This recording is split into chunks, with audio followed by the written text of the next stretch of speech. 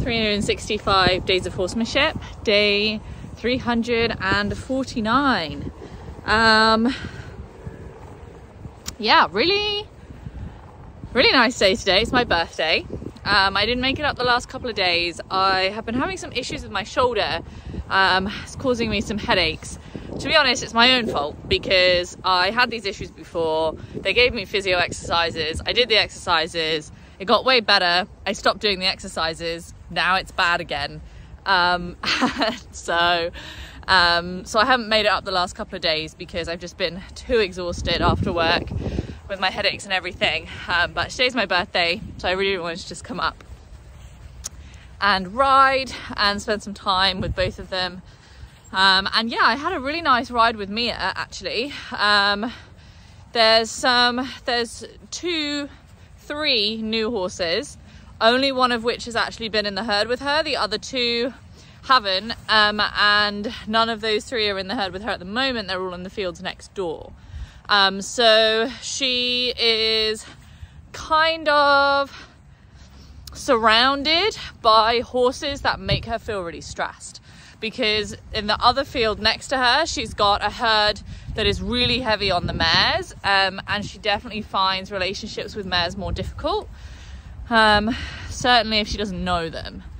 And yeah, so it's created this really interesting part of our sessions where we have to walk through one of those herds to get out to the arena.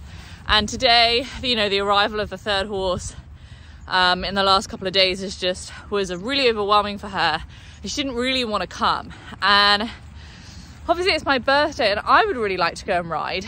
And in the past, it's kind of been quite a like black, white, yes, no thing for me, where if she doesn't feel okay immediately, then I'm like, okay, respect the boundary, we're not doing dominant work today.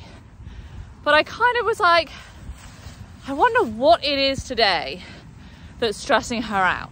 And basically after I set up this pattern where I would use pressure to get her to lift her head up from the ground if she started eating.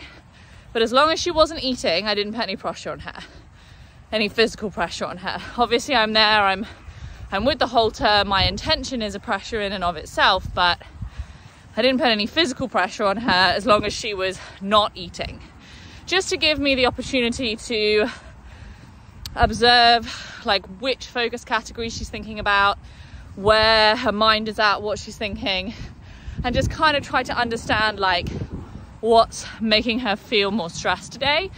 And it was quite obvious after a few minutes that it was the herd, because she was constantly looking from one herd to another herd to another herd and looking around at her herd, making sure everyone's there. Where is everybody? What's going on?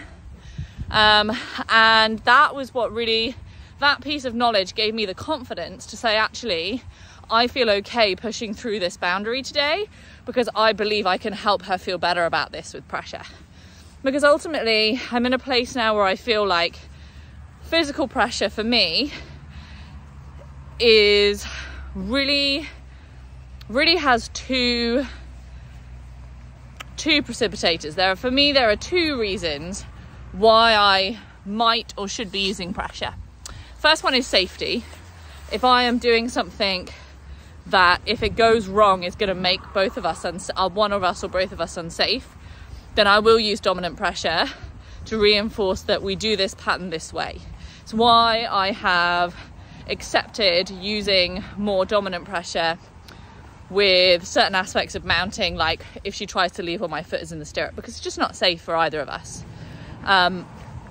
The other second reason why I might use pressure is, broadly speaking, if I think that it will help the horse.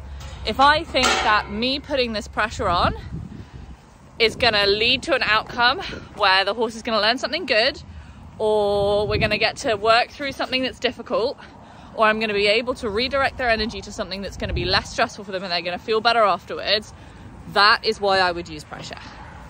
So knowing today that this stress that Mia has is to do with the herd and the new horses in the herd, I know that I can put that halter on and I can lead her through that herd and I can protect her space competently, and I can allow her the opportunity to safely get closer to those horses, to know that nothing is gonna, you know, no one's gonna attack anybody, she's not gonna get hurt, because that's really where her stress comes from. She's actually really scared. Like, if she's out on the herd on her own, like without a human, and she has the opportunity to make the choices she wants to make, she will charge other horses, and she will like kick, bite, move them away, move them out of her space, but it's all very defensive. And when I have her in the halter and I bring her closer to the horses than she might choose to be, or I stop her from charging them while she's with me on the line, you can tell, like, it's obvious, absolutely blindly obvious, she is terrified. And that is the underlying emotion that's causing this fight from her, is fear. She doesn't feel safe. And so being able to bring her through those horses and allow her the opportunity to look and then leave and have nothing bad happen, like connect with that issue, focus on the problem, not have anything bad happen, and then leave, is really powerful. So I've been really enjoying it. I definitely think my timing needs a little work in terms of making sure I'm often still late, like she's often choosing to leave before I am ready, or before I have offered to leave, because like she'll stop, she'll think about it, and then she'll start leaving before I've kind of even caught up mentally. And so I kind of need to, I would like to become quicker at leaving. It's so these times where she stops are like so irregular that when they happen, I'm like, oh my god, let her savor it as long as possible, and then I'm usually too late. So I just need to become a little bit more aware of that, I think, in order to position myself better in the leader space, in those moments, in the passive leader space, because I'm doing quite a good job of being a dominant leader. But then there are times where I should be making passive leadership decisions, and instead she's taking passive leadership decisions. So yeah, but I'm still really happy with it, and every time I think it's getting better. She's looking at them more, she isn't rushing quite so much, and she, I think, is trusting me more that I'm going to protect her space. The pattern I've set up is that I'm always between her and the horse, and I'm sort of like swinging my rope in this big circle to kind of create like a physical barrier between the two horses. And yeah, basically I think she's a lot more trusting of the safety of that space, and she's now starting to seek out that space rather than trying to push past me to get towards them, which is what she was doing the first few days. So there's definitely progress being made, and I do think it's powerful for her, and it's been a really interesting journey for me as well. So I brought her up, tacked her up, brought her in, and the mounting was superb, like probably the best mounting we've ever had, actually, which was really, really nice. Yeah, I did my practicing, my first time just leaning over the saddle until we got a better feeling, and then I leant over, swung my leg up and sat down. Absolutely no movement, absolutely super, absolutely fine. So yeah, so that was really good.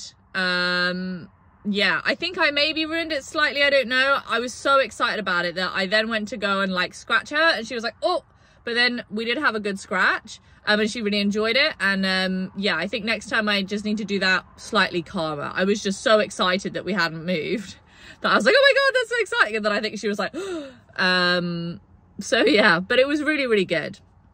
We had a really nice ride. She was a little bit stiff today. There was one point where I wasn't really sure if she was a bit off behind, but then it seemed to just, I don't know, just catch up with itself. She's probably been moving quite a lot out in the field with these new horses coming in and stuff, so she may just be a little bit stiff.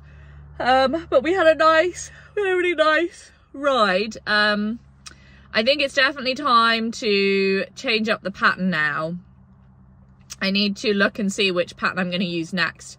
Larissa suggested actually looking at the Pirelli patterns and seeing which one we're doing now, like which one is before or after or whatever. I think that's a really good idea. So I'm going to go and do that because I know that the prelude patterns are designed to actually work on the horse's body in a particular order as well. So yeah, so I think I'll probably use that as a good base for what kind of pattern I might look at next, or I might adapt looking at, you know, what that pattern's going to offer us, and then adapt it to sort of give us more opportunities to work specifically on what we want to work on. I definitely was noticing a shift today. Like in the previous sessions, we've been working a lot on relaxation and rhythm in the trot, and actually we've got some pretty nice rhythm and relaxation in the trot. It's not perfect, but the more pressing issue that's coming up now is the steering, is that we just are not consistently moving in the direction that we're being asked to move. We're not having a consistent response to the cues.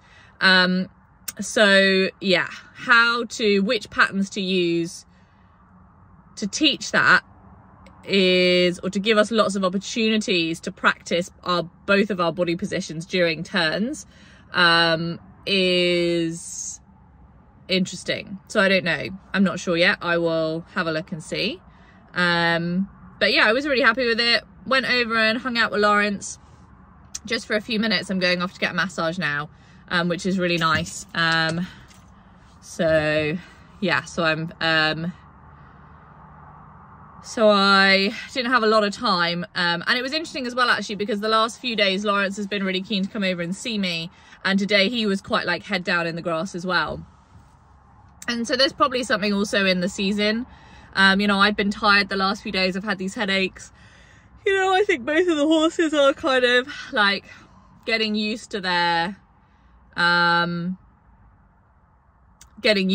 new kind of the new season coming in, and probably feeling a little bit tired as well. I know Lawrence really struggles with the changing of the seasons. So yeah.